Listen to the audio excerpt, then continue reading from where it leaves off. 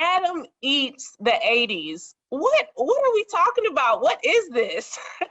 That is the best way anyone's ever asked me. What on earth are you doing?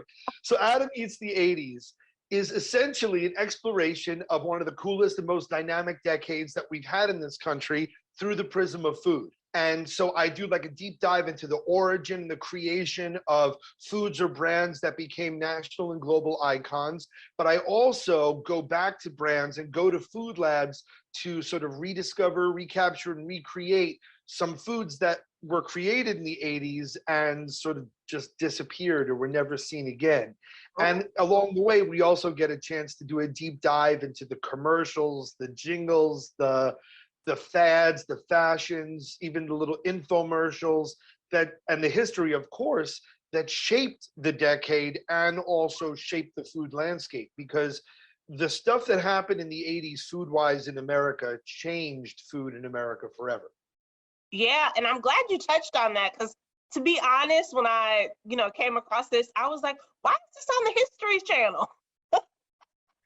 I mean, well, that's the thing, right? That you're talking about food from a specific decade, so you're looking at it, you're looking back, you're doing a bit of a history deep dive. But that's the thing with food that built America.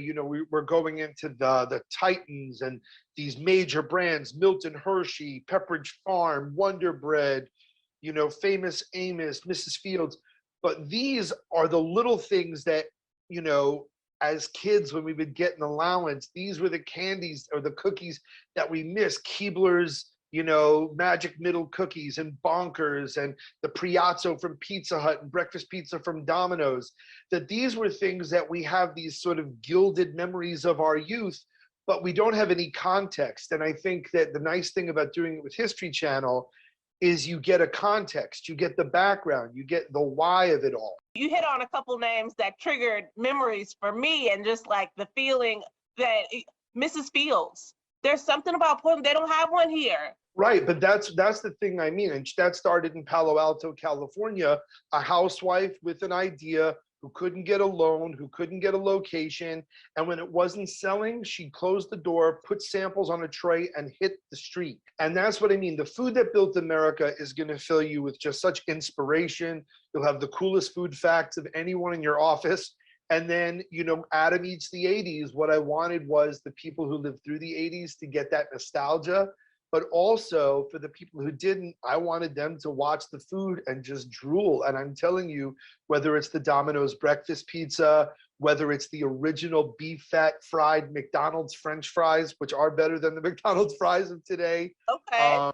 Whether it's recreating the old school microwave popcorn or recreating Pizza Hut dishes that only existed in the 80s. I think, one of the things is you're going to get people who watch my shows want delicious food. You're going to get it, but you're also going to get a chance to see like the Ginsu knife commercials that we all grew up watching in the 80s. And I try to put them to the test and see if you can cut a can and then cut a tomato. And also throw in like a little bit of historical context. Ronald Reagan passed a law that said you could advertise directly to children. So then all of a sudden you saw twice the amount of sugar in cereals: Pac-Man cereal, Donkey Kong cereal, A-Team cereal. Like, these things existed. Yeah. Elf candy. So I love it. Absolutely. Oh my gosh, I cannot wait. I'm on the edge of my seat, literally. Adam, thank you so much for talking to me. My pleasure. Thank you for having me on today.